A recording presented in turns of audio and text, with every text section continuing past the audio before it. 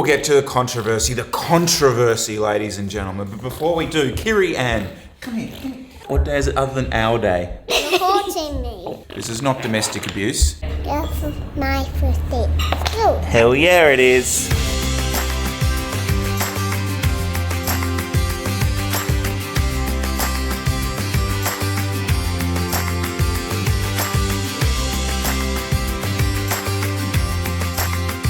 Exciting times, controversial times, controversy, let's get down to it. Alright, it's been ages since we've gone into a crit and had a look at it from a bike camera because it's been ages since I've done a crit and ran a bike camera. But on this occasion I did, and we've got something to talk about. So what I want to do is this. I want to kind of go in how the breakaway formed. I then want to have a quick talk about the breakaway stayed away.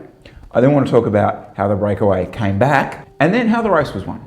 Okay, and again, every time we do this sort of stuff, this is not me telling you what to do. This is me showing you what happened, and we talk about it. I think you get that theory. All right, let's jump into it and do it. Oh, it's good to be back. We've got the elevator music on. You can see my heart rate pumping away there, and we're Criterium Racing. And on cue, we have an attack from John O'Farley, who you won't see any of in this race because he doesn't have team issue helmet yet, so he doesn't exist in real life.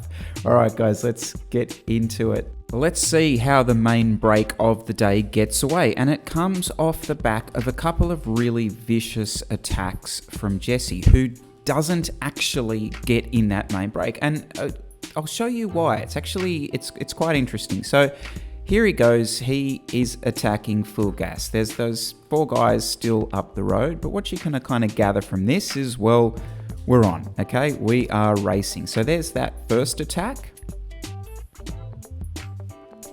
Less than a couple of minutes later, and we're sort of coming back around the same part, and we're going again. He's still going full gas on the front. I mean, I'm sitting 4th wheel here, sitting around 400 or 500 watts, so you can probably imagine that he is going pretty hard as well. But have a look at this. Everyone, including myself, really in the box from those hard squeezes that he's done. I've rolled through at sort of 200 watts, rolled through, got a little gap, turned around, seen that there's a gap, and we'll put some more power down. And you know, hardly the vicious numbers that you saw from those previous attacks, but because he'd put those hard digs in, and we form this 3-man break that actually starts to ride away. But getting the gap in a crit can often really just be the easy bit. What I want to show you is how well, specifically the guy in the fluoro bike here rode. Now this is a downhill section, and look how hard he is riding. Look how hard he is riding, and look at our speed.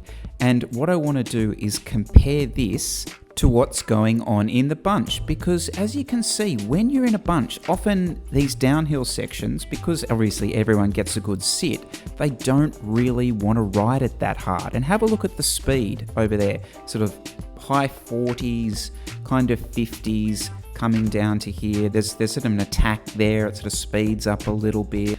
Let's go back then and have a look at what, after he's done that really hard ride down, I was doing 65 k's an hour. You know, and that is all the difference. So we've got 45 seconds. Things are looking good, but this break comes back. Why does this break come back? Well, there's a couple of reasons. The first one is, well, the breakaway goes from 3 riders to 2. So we lose a person. It's just myself and one other guy. The other thing is we've moved to a longer course. So the way this crit actually worked, which was really cool, is half of it was spent on the shorter course and the other on the longer course. Why is the longer course more for a reason at coming back?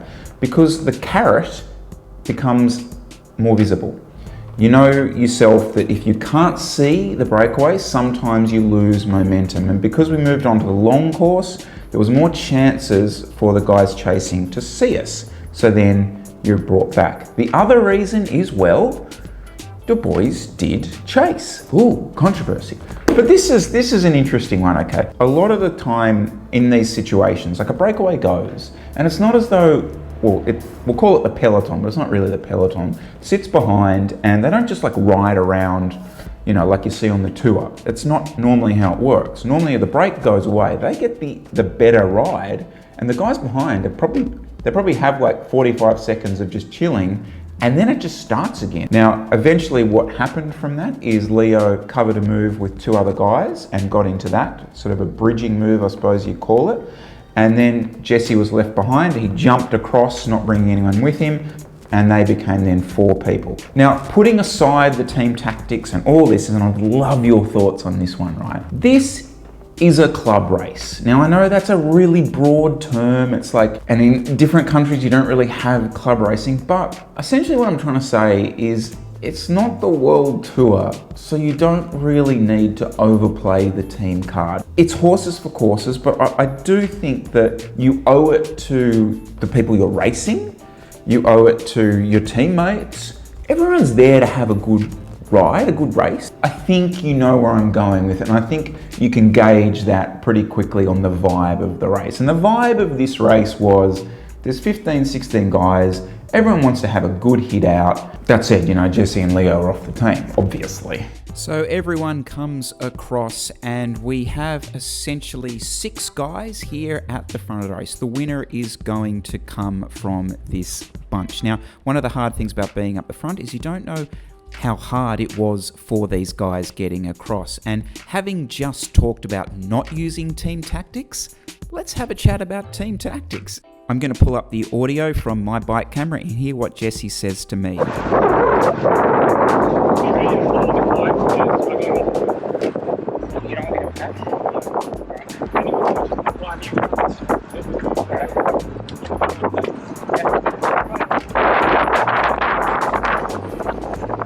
Nothing's happening.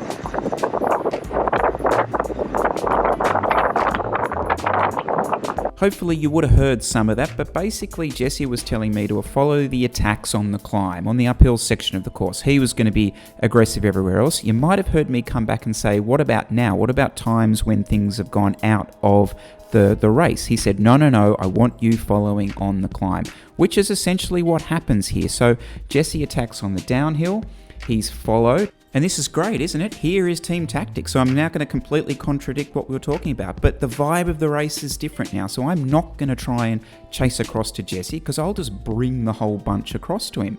So yeah, I am following these attacks, following these moves, and playing the team card. Let's see how this now plays along. Oh, actually, I know what happens here. No, Leah, that wasn't a good idea. Yeah, wait up, Jesse, wait. No, so Leo doesn't get across to him, which probably wasn't the best move anyway. But yeah, look, there you go. We'd certainly never get it right all the time, that's for sure. Yeah, so at this point, it looks like Jesse's going to ride away. I want to say that I'm still really keen on getting a podium here, and this is probably my opportunity here that I've missed. Now, I'm going to follow this attack from the guy who was in the breakaway. He had a really strong ride, a fantastic ride, and I've jumped across to him. And we've got a little gap, the two of us, and I'll be completely honest with you right now. If I had legs, that was the moment. I could have actually gone, but I just didn't have the legs, to be brutally honest with you, at that point. So, yeah, Jesse Coyle goes away and does Jesse Coyle things with lots of that face and gets to put his hand in the air. So, in the end, we got a really nice win. Everyone had a really good hit out. Let's just sing Kumbaya and say that's club racing at its best, hey? I would love your thoughts on that little thing we talked about there earlier on about team tactics in this style of racing and how you see it playing out. For me, as I said before, it's horses for courses. You know, if the vibe of the club race is everyone just go nuts for each other, then you can kind of pick it up. There's going to be this awkward moment in the next club race, isn't there? Where I got a teammate up the road and I'm like, I'm not choosing a teammate up the road. And they're like, but you said on the video, Chris, you said everyone's going to like just race. I'll cross that bridge when I have to. Yeah, this channel has been quiet recently because we've got a lot going on and it's a big couple of weeks coming up. Racing wise, guys, we have the Australian National Championships coming up this weekend. Myself, Jesse and Leo won't be there, but do keep an eye out for the majority of the guys racing the under 23s and the elites. And the following week, guys, we have an event planned. We have an event planned in Victoria. I will fill you in. I'm being really vague.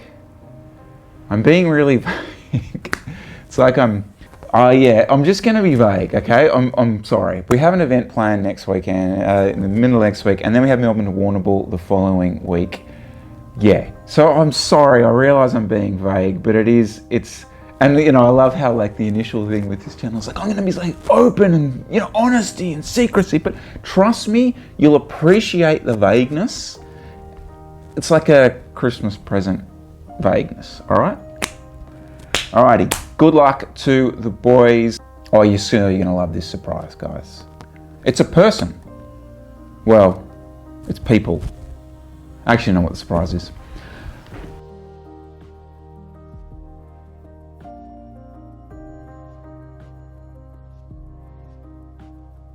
What does it look like at the moment? Really light. Looks like some people are half nudie and nudie. Some people are half nudie and aren't. This is shot in something called high dynamic range, which means it captures everything. And then watch this magic unfold as Jessie Coyle becomes... What's happened? They're not nudie anymore. They're not nudie anymore. They're normal. Well, Jessie's not normal, but you know what I mean. He's relatively normal. Normal means nudie. Yeah, less nudie.